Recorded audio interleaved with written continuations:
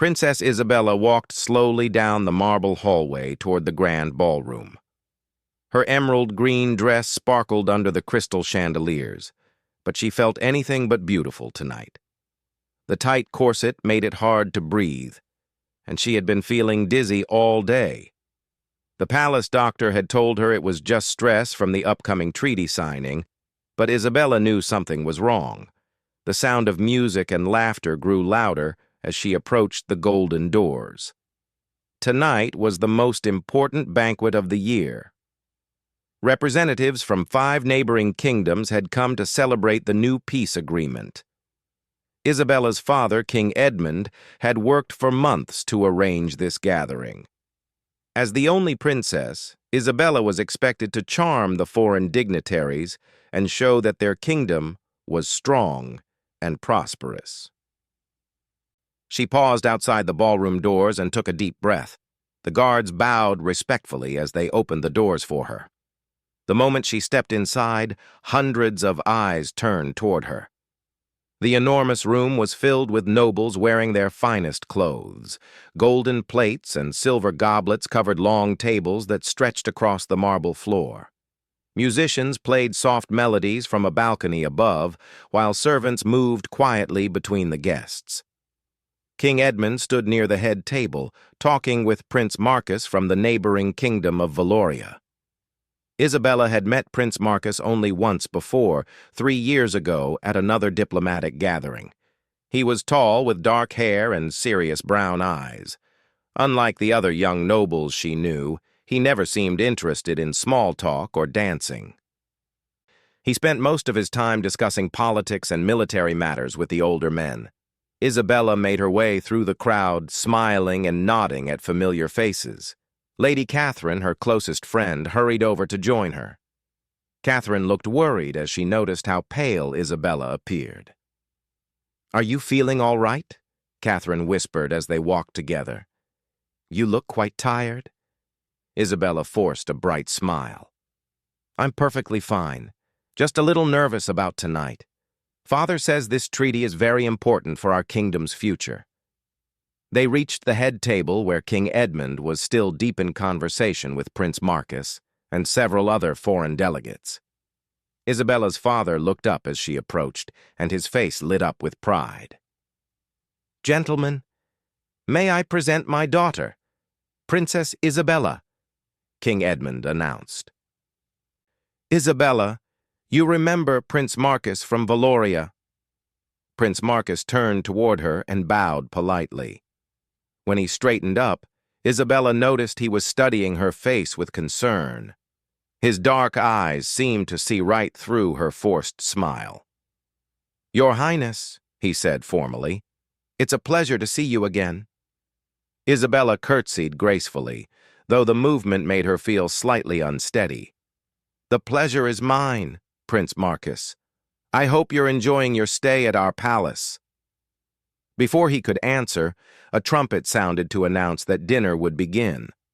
The guests moved toward their assigned seats at the long tables. Isabella found herself seated between Prince Marcus and Lord William from the Eastern Kingdom.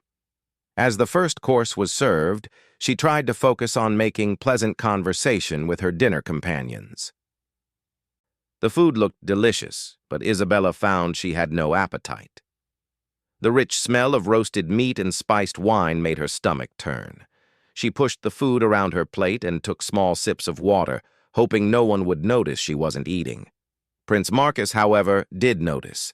While talking with Lord William about trade agreements, he kept glancing at Isabella's untouched plate. When Lord William turned to speak with someone else, Prince Marcus leaned closer to Isabella. "You haven't eaten anything," he observed quietly. "Are you certain you're feeling well?" Isabella looked up at him, surprised by the genuine concern in his voice. Most people only spoke to her about politics or palace gossip, but there was something different in his tone. "I'm just not very hungry tonight," she replied, trying to sound casual.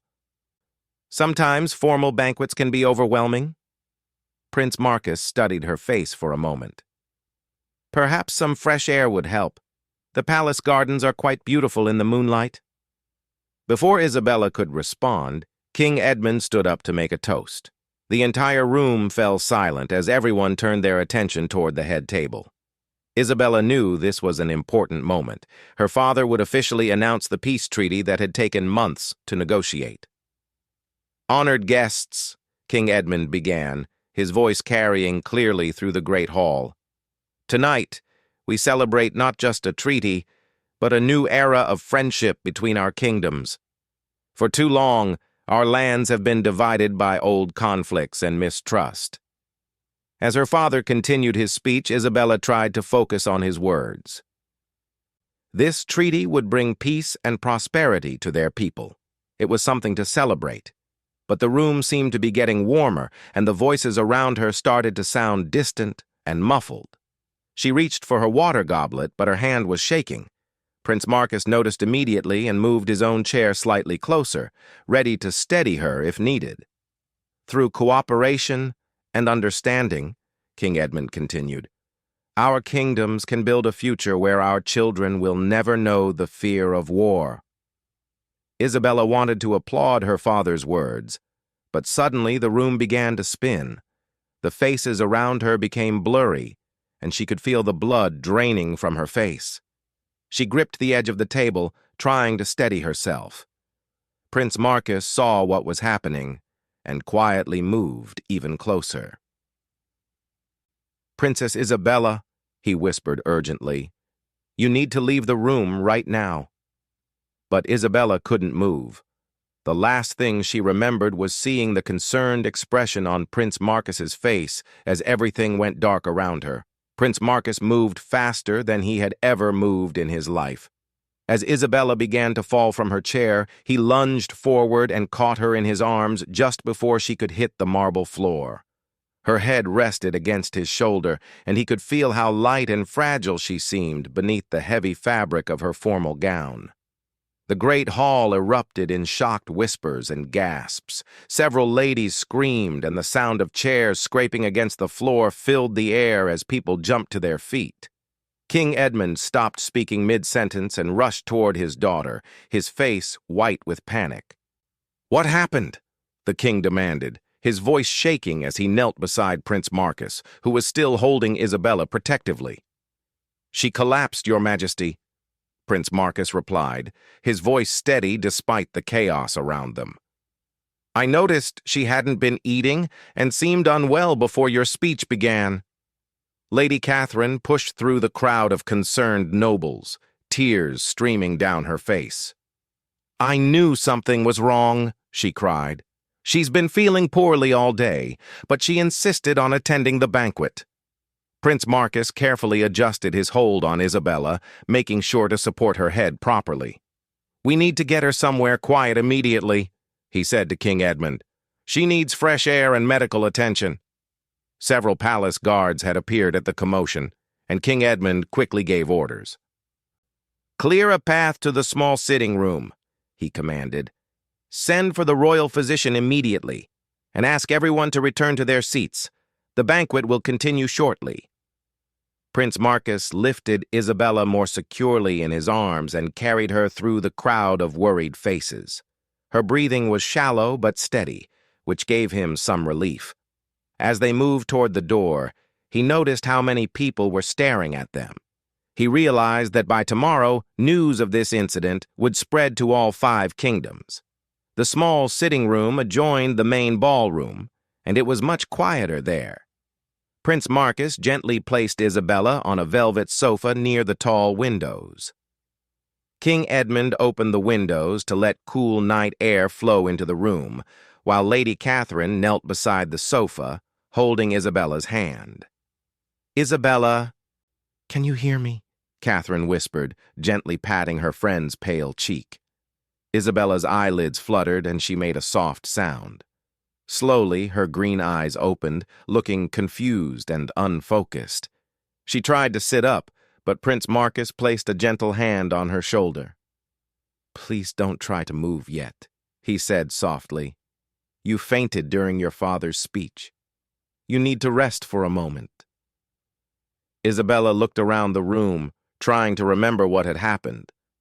She saw her father's worried face, Catherine's tear-stained cheeks, and Prince Marcus kneeling beside the sofa with genuine concern in his dark eyes. "I'm so embarrassed," she whispered, her voice barely audible. "Everyone saw me collapse. This is supposed to be the most important night for our kingdom's future." King Edmund took his daughter's other hand in his own. "Don't worry about the banquet, my dear. Your health is far more important than any political gathering." The royal physician, Dr. Harrison, hurried into the room carrying his medical bag. He was an elderly man who had served the royal family for over 20 years. He quickly examined Isabella, checking her pulse and looking into her eyes with a small light.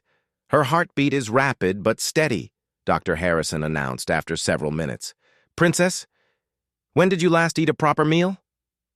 Isabella thought for a moment, her mind still feeling foggy. "Yesterday morning, I think. I haven't felt hungry today." Dr. Harrison frowned and looked at King Edmund. "Your Majesty, I believe the princess is suffering from exhaustion and inadequate nutrition. She needs complete bed rest for at least 3 days and proper meals." Prince Marcus had been listening carefully to the doctor's examination. He knew enough about medicine from his military training to understand that Isabella's condition could have been much more serious. "Will she recover completely?"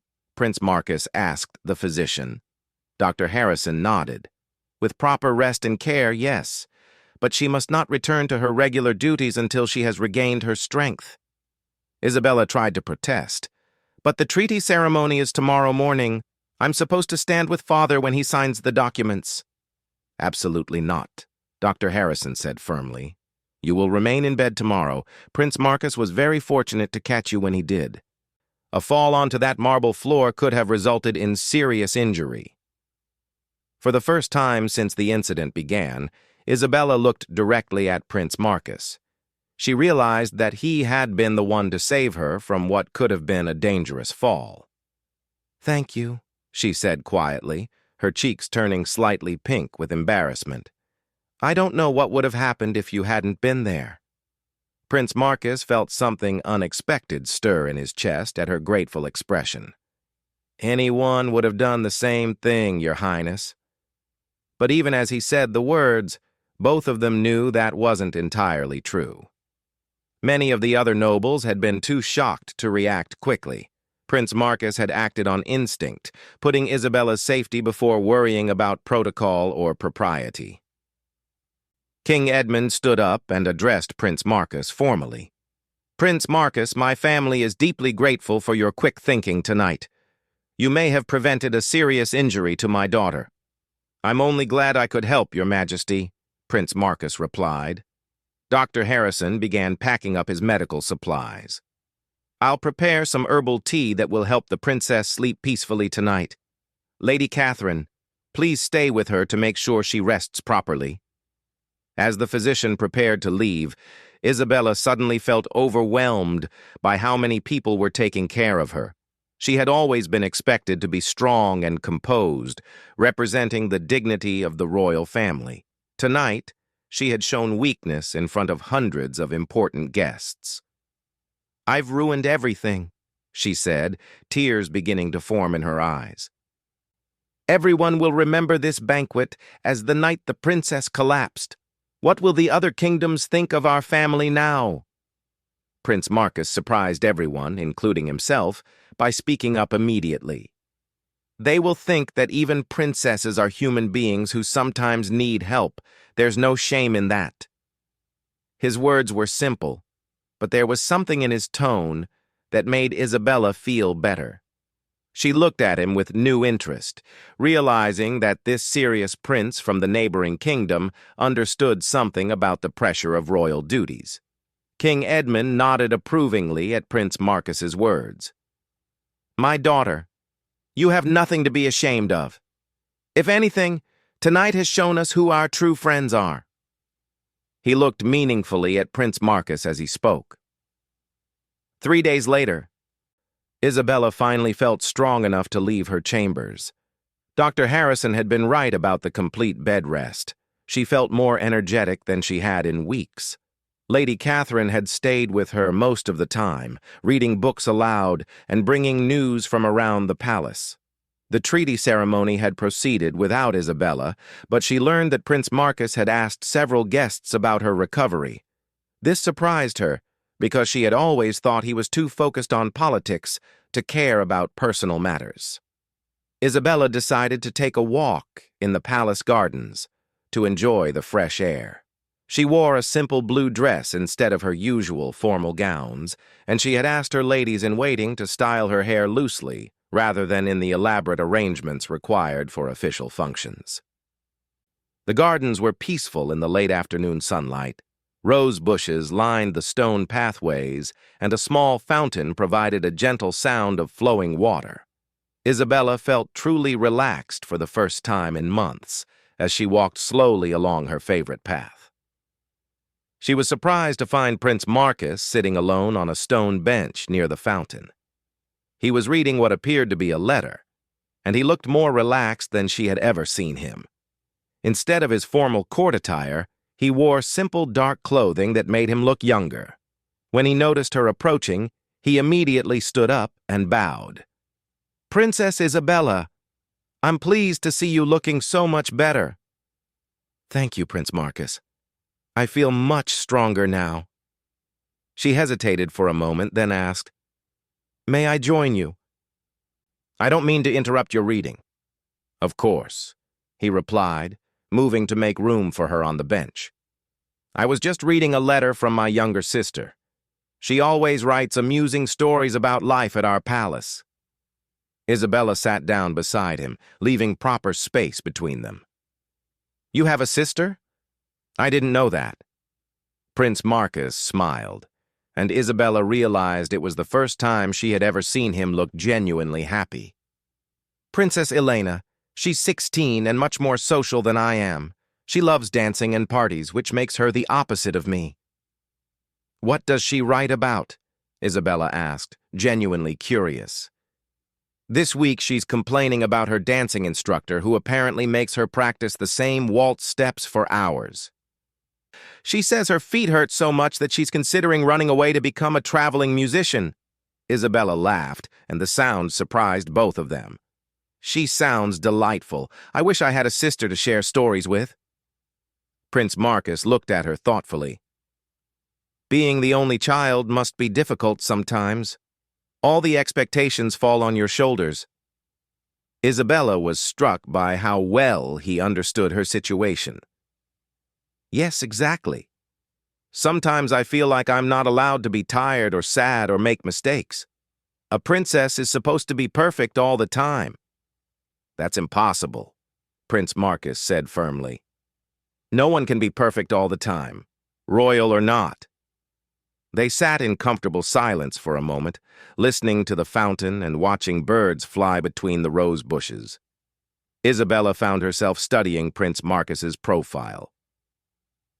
When he wasn't worried about diplomatic matters, his face looked much more open and kind. "Prince Marcus," she said carefully, "I wanted to thank you again for helping me the other night. Lady Catherine told me that you stayed until Dr. Harrison was finished examining me, even though you could have returned to the banquet." Prince Marcus turned to look at her directly. "I wanted to make sure you were truly all right. You seemed so pale and unsteady before your father's speech began." "You noticed that?" Isabella was surprised. "I thought I was hiding it well. Perhaps from others, but not from me. I've learned to observe people carefully. It's useful in diplomatic negotiations." He paused, then added more softly, "And I could see that you were struggling." Isabella felt something warm spread through her chest at his words. Most people only saw what she wanted them to see, the composed, elegant princess who never had problems. But Prince Marcus had seen past that surface and cared enough to help her. "I've been thinking about what you said that night," she continued, "about even princesses being human beings who sometimes need help. No one has ever said anything like that to me before." Prince Marcus looked down at his hands. "I know something about the pressure of royal expectations. My father has been preparing me to rule Valoria since I was very young. Sometimes I feel like I'm not allowed to have my own thoughts or feelings. Isabella realized that despite coming from different kingdoms, they had grown up with very similar experiences. Is that why you always seem so serious at formal gatherings? Partly, he admitted. And partly because I find most court conversations boring. People rarely say what they actually think. They're too worried about politics and appearances. Like right now? Isabella asked, smiling. Are we having a real conversation? Prince Marcus smiled back. Yes, I think we are.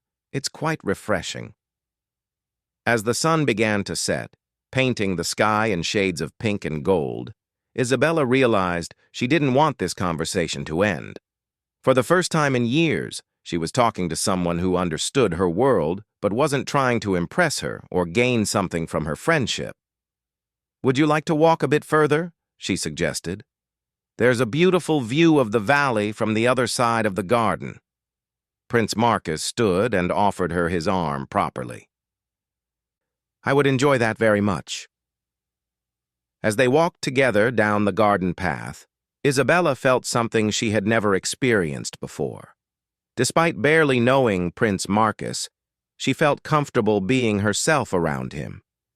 She didn't feel the need to be perfectly charming or diplomatically careful with her words. Prince Marcus, she said as they reached the stone wall that overlooked the valley below. May I ask you something personal? Of course. Do you ever wish you could just be a regular person, without all the titles and responsibilities? He considered her question seriously. Sometimes. But then I remember that our positions allow us to help people and make important decisions that affect many lives. Like this peace treaty, it will bring real benefits to families in all our kingdoms. Isabella nodded, impressed by his thoughtful answer. You're right. I suppose I've been so focused on the burdens of being a princess that I forgot about the opportunities. As they stood together watching the sunset, both of them felt that something significant had changed between them. What had started as a diplomatic rescue during a medical emergency had grown into something much more personal and meaningful. Prince Marcus realized that for the first time in his life, he had met someone who truly understood the challenges he faced. And Isabella discovered that beneath Prince Marcus's serious exterior was a kind, intelligent man who saw her as more than just a political alliance or a pretty face at court functions. Neither of them spoke about these feelings that evening, but both knew that their relationship had moved far beyond formal diplomatic courtesy. They had found something rare and precious, a genuine connection between two people who understood each other's world completely.